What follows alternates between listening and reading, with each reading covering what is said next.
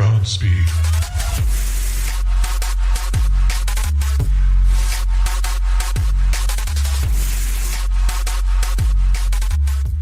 Ahoy, all of you flick freaks out there, what is going on? My name is Andrew and we are here with a reaction video. Today we're going to be watching one of BuzzFeed's new videos, 24 questions black people have for white people. This is going to be kind of a weird video because as the questions come up, I'm going to pause the video and try to answer the questions to the best of my abilities, if I'm even able to. So let's get into the video and see what questions they have for us. So here we go.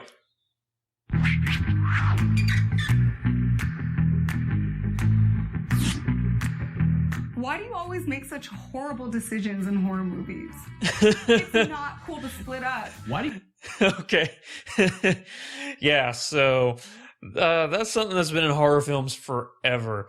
And just so you know, we know it's a shitty idea to split up. It's just something I guess it's just for entertainment value. Whenever you see the preppy, slutty cheerleader say in the middle of a horror film, guys, we should split up so we can cover more ground.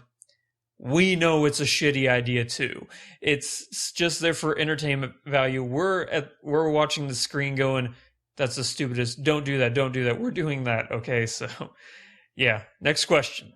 You freak out when black people are cast to play white fictional characters. What's the big deal if Idris Elba plays James Bond? Okay. I'm going to stick with just the James Bond thing.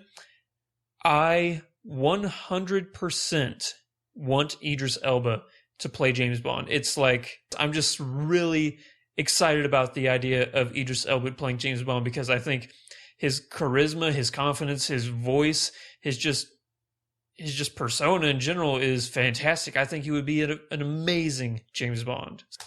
I would go see it twice. Why is a big butt and big lips considered attractive on a white woman, but they're unattractive on a black woman? I didn't know that was a thing, so I guess I can't really. I didn't know that there was that perception. Interesting. Do you really think Miley is the one who created twerking? No. Really? Why am I supposed to teach you how to twerk? I don't know how to twerk. Why is it that I didn't ask you to. white people always act as though they have discovered a new trend when people of color have been doing it for virtually years? Well, you could technically say that about any group of people because I see things that have been going on in other cultures that another culture has just discovered, and then it becomes a new trend. So that's just something that's shared between all different cultures. So Why is it when a black woman wears her hair natural, it's seen as inappropriate, but when a white woman does, it's praised? I don't even know. I didn't know that was a thing. If a black woman wears her hair naturally, it's inappropriate.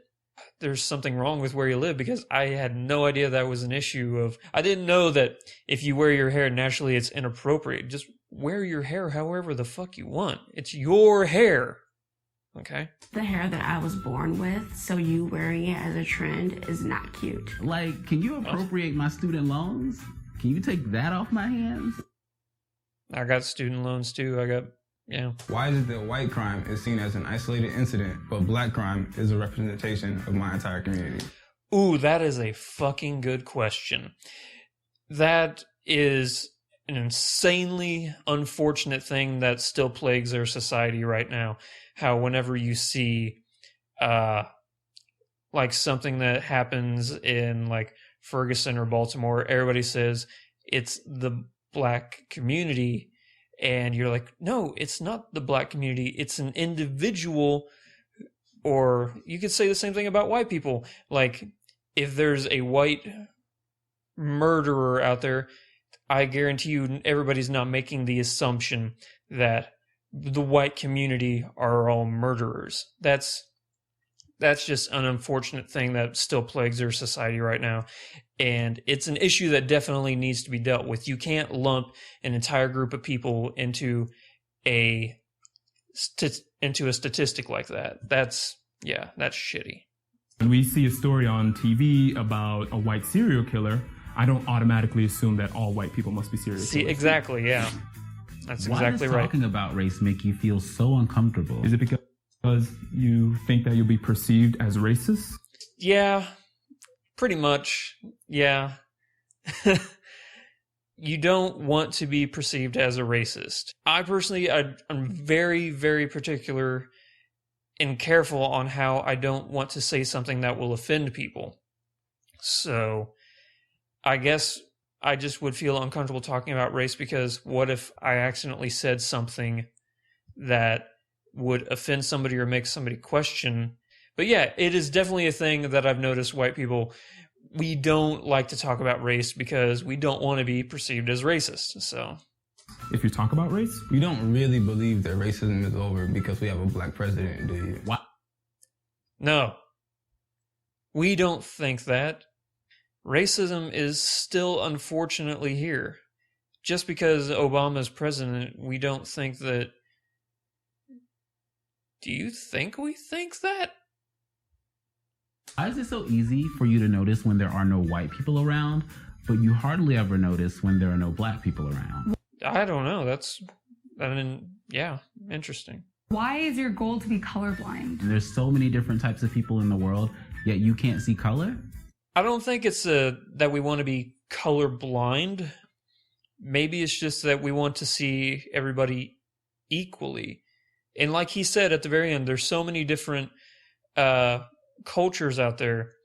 And I think that that's actually an amazing thing, how different cultures have different belief systems, different rituals, just different social lives. I think that's amazing. The fact that you can go to a different part of the world and have a completely different experience on the way people live their lives, that's fascinating. That's incredible. I think it's just whenever you say colorblind is we don't want to see ourselves as praising one place or a group of people over another. So I think it's just equality is what we mean by colorblind. Why do you want to say the N-word so badly? See, I don't want to say it. I hear a lot of people say, "Oh, why do you want to say that word? You can't." I don't want to say it. 99% of the people I know don't want to say it. Yeah, we don't want to say it. I don't use it. What makes you think you can? Why do you always want to touch our hair? Don't want to touch your hair. Yeah, I don't want to touch your hair. It's okay to touch people without their permission. Why We don't. do you feel like having one black friend makes you a cultural expert or not a racist? Is your We don't. only black friend comfortable with being the reason why you can't be racist? find out. I don't think you should assume that I only have one black friend. I have way more black friends than one. And I don't think it makes me a cultural expert just for having them as my friends. I think it means I have friends. That's all that it means. Logic, then I'm not racist. I have a ton of white friends. Why do you feel comfortable cursing at your parents? Why do you Because they don't give a fuck. It's just words. It's just words. Why do you kiss your dogs on the mouth? I don't kiss my dog on the mouth, but I know a lot of people who do. No, I kiss my dog on the forehead because they lick their butts and shit. That's gross. But yeah, I do know a lot of people who do kiss their dog on the mouth. So I can't answer that one, but I don't. How come you can't pronounce black names like Kubanjane, but can say names like Schwarzenegger, Galifianakis, and LaBeouf just fine? Damn, that is a good question. Schwarzenegger, Galifianakis, I don't know. I really don't know. That is a good question. I wish I had the answer for that. I feel like all lions' lives matter, but black lives don't. Why is Whoa. Pump the fucking brakes. That is fucking insulting, actually. The fact that you think we think that? No. Black lives absolutely matter. No, fuck Fuck that. No. The lion's life in Africa more important than the lives of black people here in America? It's not. God. We don't... That makes me mad, What actually. did Simba ever do for you? I get it. Lion King was an awesome movie. But so was Selma, and so was Malcolm X. Why is it so hard for you to acknowledge your privilege? We have been very, very privileged. And I think we just feel ashamed bringing it up. I think that's why. Person for your entire race at any given time. Must be. That is actually a very good question. I assume that's how it is for you, that you feel like you're the spokesperson for your entire race. Because you said that. Because I don't feel that way. I don't feel like I'm the spokesperson for white people. Even though I'm doing a video right now answering your questions upon the white people's behalf. Whoa, so I guess technically I am, at this very moment, the spokesperson for a white person. So, there you go. Nice. Okay, that's the end of the video, so... Alright, hopefully I answered all your questions to the best of my ability. Okay, well, some of those questions were actually good questions. They brought up the issue of how whenever a white person commits a crime, it's a singular incident, but whenever a black person does it, it's a reflection on that entire community. That is actually that's an issue that needs to be dealt with, and it's awful. They also said some things in the video that I actually kind of was offended by, actually. How they said that that how white people feel lions' lives matter over black people's lives. That is actually, it makes me mad that you think that, because we obviously don't think that a lion's life is more important than a black person's life. Maybe it's just the fact that we assume that all human life matters. It should be an unspoken truth. It is an unspoken truth. All human lives matter. So whenever you get to the animal kingdom talking about lions and stuff with the whole dentist thing, it's the fact that you're talking about an animal now, you're not talking about a human being. So it's an unspoken truth that all human lives matter. So it actually pisses me off that you think that we think that, because we don't. So, all right, I'll just end the video on a happy note. They said at the very beginning that white people make terrible decisions in movies, and that is so fucking true.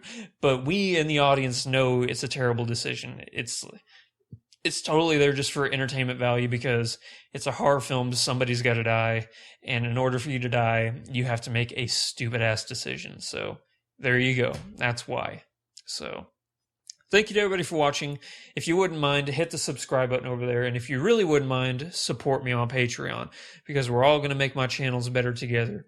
Speaking of channels in the plural sense, if you're not subscribed to my other channel, Game Geeks, where I do Let's Plays and walkthroughs of video games, I highly recommend you do that. You can find the link for that right here.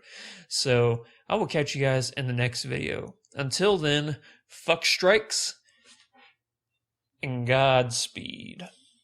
5, 4, here, ready, 1, guys. 2, 1. This video's over.